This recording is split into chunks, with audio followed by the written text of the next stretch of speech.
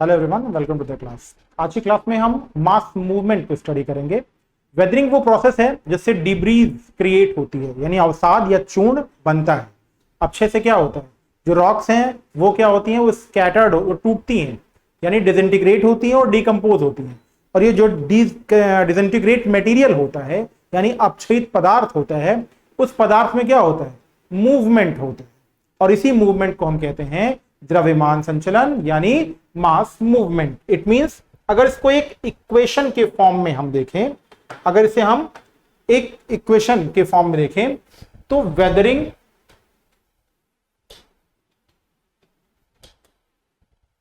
से हमें क्या मिलता है, वेदरिंग से हमें मिलता है सेडिमेंट,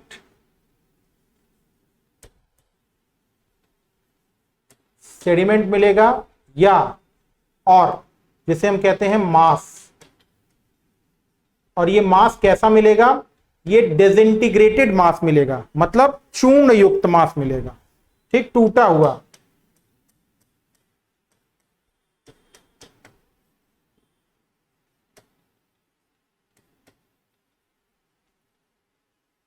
डिसइंटीग्रेटेड मास या टूटा हुआ मास, चूर्ण युक्त मास। अब ये डिसइंटीग्रेटेड मास क्या होगा, दो कारकों से। एक कैसा, स्लोप यानी ढाल, और दूसरा स्थितिज ऊर्जा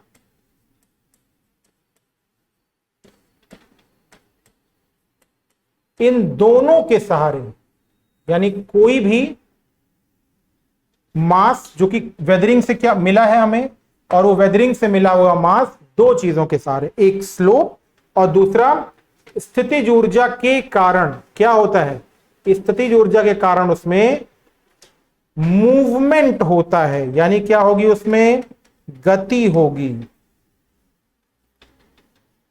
और इस मूवमेंट को हम क्या कहते हैं, मास मूवमेंट।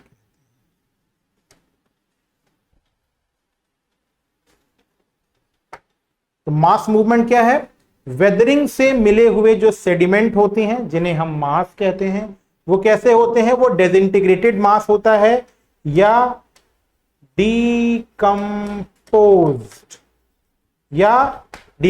होता है।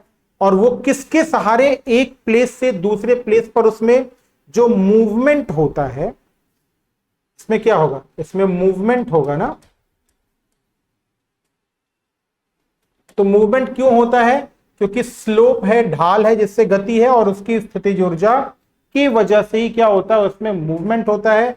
और इसी मूवमेंट को हम क्या कहते हैं, मास मूवमेंट कहते हैं या द्रव्यमान संचलन कहते हैं।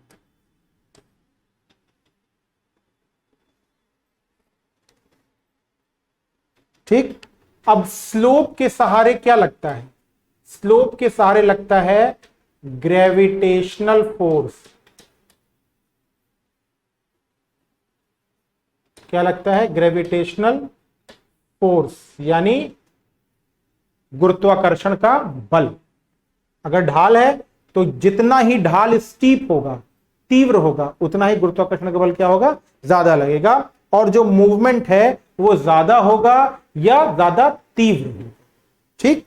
अब इसमें हेल्पिंग का काम कौन करता है, किसी भी डिसइंटीग्रेटेड मटेरियल में या अपक्षयित पदार्थ,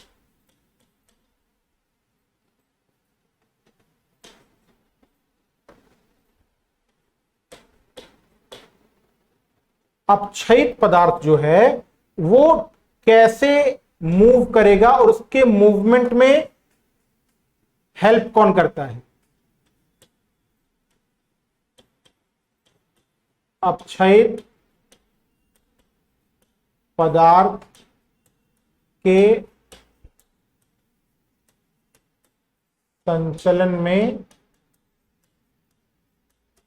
सहायक कारक, हेल्पिंग फैक्टर्स, जो अपक्षयित पदार्थ के हैं, या इसी को हम क्या कहेंगे, इसी को हम द्रव्यमान कहेंगे। तो द्रव्यमान के संचलन में ऐसा भी लिख सकते हैं कि द्रव्यमान के संचलन में कौन कौन से सहायक कारक होते हैं, कौन इसको हेल्प करता है। तो इस सहायक कारक में अभी हमने थोड़ी देर बात की कि सबसे इंपॉर्टेंट कारक क्या है, ढाल और उसका गुरुत्वाकर्षण। एक बड़ा कारक हो गया ढाल और गुरुत्वाकर्षण। दूसरा फैक्टर क्या होता है, दूसरा फैक्टर होता है स्नेहक, या जिसे हम कहते हैं ल्यूब्रिकेशन।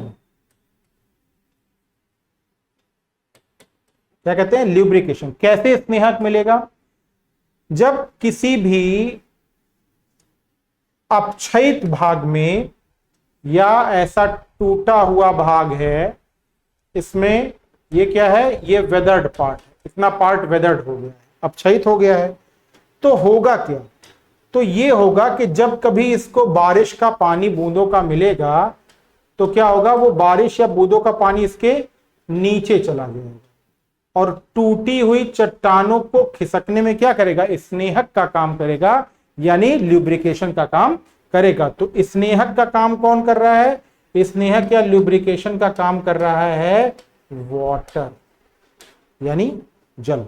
तो पहला इंपॉर्टेंट हो गया कि ढाल होना चाहिए, गुरुत्वीय बात होनी चाहिए, फिर क्या होना चाहिए, एक स्नेहक के रूप में वाटर यानी जल का होना इंपॉर्टेंट है, जिसकी वजह से क्या होगा, मूवमेंट होगा। ठीक है, अब स्नेहक के रूप में एक तो काम वाटर कर रहा है, दूसरा कौन कर रहा है, दूसरा स्नो भी कर सकता है या आइस भी कर सकता है, यानी हिम भी कर सकता है। तो हिम और जल ये दोनों क्या करते हैं, स्नेहक का काम कर सकते हैं, जिससे क्या होगा, ढाल के सहारे मास का मूवमेंट होगा।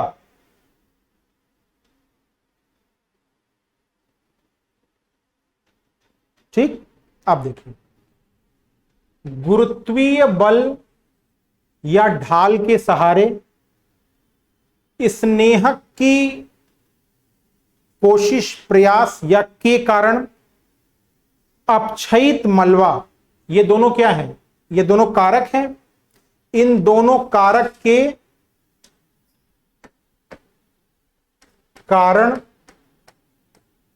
ठीक, जो अपक्षयित मलबा है, कौन सा, अपक्षयित यानी वेदर्ड मटेरियल या वेदर्ड मास, इनके कारण जो अपक्षयित मलबा है उसका मूवमेंट, अपक्षयित मलबा का संचलन। फिर से देखते हैं, द्रव्यमान अपक्षयित पदार्थ के संचलन के कारक ढाल है, जहां पे गुरुत्वाकर्षण लग रहा है, यहां पे क्या लग रहा है, गुरुत्वाकर्षण लग रहा है, और उसमें काम कौन कर रहा है, उसमें स्नेहक फोर्स के रूप में दो लोग काम कर रहे हैं। एक काम कर रहा है वाटर और दूसरा काम कर रहा है आइस या स्नो। अब इसको, इसके संचलन को या इसके मूवमेंट को हम कहते हैं द्रव्यमान क्षय या मास वेस्टिंग। तो मास वेस्टिंग क्या है, एक टर्म है, क्वेश्चन पूछेगा मास वेस्टिंग टर्म या द्रव्यमान क्षय शब्दावली का प्रयोग किया जाता है, तो आप क्या कहेंगे कि अपक्षयित मलबा का ढाल और स्नेहक के अनुसार जो संचलन होता है, गतिशील होता है, उसे क्या कहेंगे, मास वेस्टिंग या द्रव्यमान क्षय। तो द्रव्यमान क्षय ढाल के अनुसार, ढाल के सहारे मलबा का संचलन। क्लियर।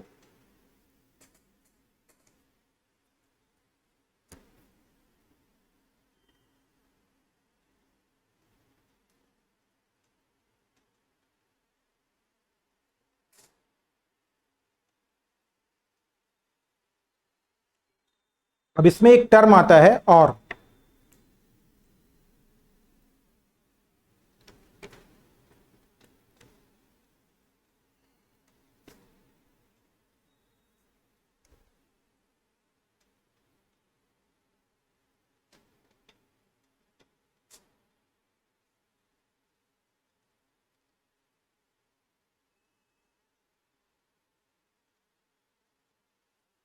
इसमें एक तो और टर्म आता है, वो टर्म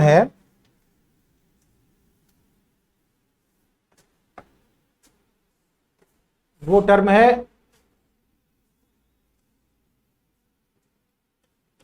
भग्नाशम राशि या स्क्री या टालस। भग्नाशम राशि, स्क्री या टालस। तो क्या है भग्नाशम राशि या स्क्री या टालस? भग्नाशम राशि या स्क्री या टालस क्या है? देखिए, जब मास वेस्टिंग का प्रोसेस होता है, मास वेस्टिंग हो रहा है। अब मास वेस्टिंग में क्या क्या होता है? मास वेस्टिंग में होता है बोल्डर। बोल्डर मतलब बड़े बड़े पत्थर। फिर ग्रेनुअल यानी जिसे छोटे छोटे टुकड़े कहते हैं, और उसके साथ सैंड, मड, यही क्या होता है? इसी का मूवमेंट होता है। तो जब मास वेस्टिंग में बोल्डर, ग्रेनुअल, सैंड या मड यानी बड़े बड़े कंकड़ पत्थर, छोटे छोटे कंकड़ पत्थर और सैंड और मड क्या हो, कहां हो? ये स्लोप की यानी ढाल की जो फुट हिल्स हैं, स्लोप के फुट हिल्स पर क्या हो, आकर डिपॉजिट हो जाए। तो वो क्या होंगे? कहां पर?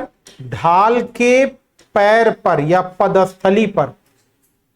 ढाल के पैर या पदस्थली पर जमा होने वाले ऐसे कंकड़ पत्थर, बालू, बजरी को क्या कहते हैं हम? टालस कहते हैं। ठीक है, तो टालस क्या हुआ? डिपॉजिट हुआ। किसका डिपॉजिट हुआ? Deposit of boulder, granule, boulder और granule,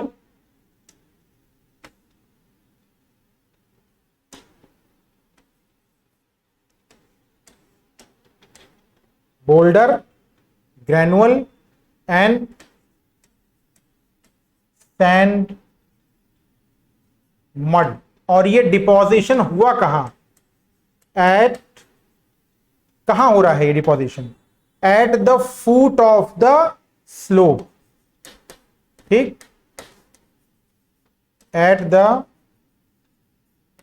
foot of the slope यानी ढाल के कहां पर? फुट पर, एकदम पैर पर। अगर ये डिपॉजिट जो है वो किस फॉर्म में हो? अगर ये डिपॉजिट बड़े बड़े कंकड़ पत्थरों का कोन फॉर्म में हो, किस फॉर्म में हो?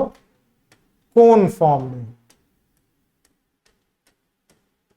ऐसा, तो इसे क्या कहेंगे? इसे कहेंगे टॉलस शंकु। क्या कहेंगे इसे? टॉलस शंकु। यानी शंकु जो है, टॉलस है, वो किस फॉर्म में भी डिपॉजिट हो सकता है?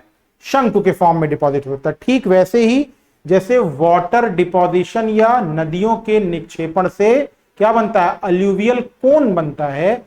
वैसे ही यहां पे जो मास वेस्टिंग आके डिपॉजिट हो जाएगा तो इसे हम क्या कहेंगे? टॉलस। तो टॉल